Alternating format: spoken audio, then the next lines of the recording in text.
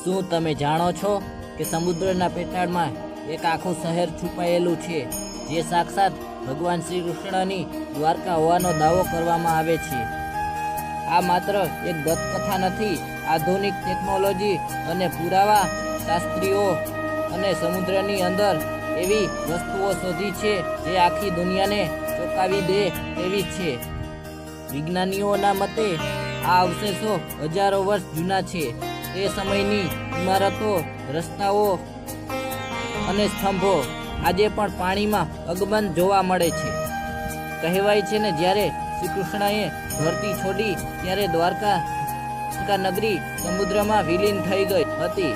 શું તમે ખરેખર આ સત્ય છે? શું તે ખરેખર આ સત્ય છે? આ રહસ્ય વિજ્ઞાન અને ભક્તિ બંને જોડે છે. આ રહસ્ય વિશે તમારું શું માનવું છે? કમેન્ટમાં જણાવો.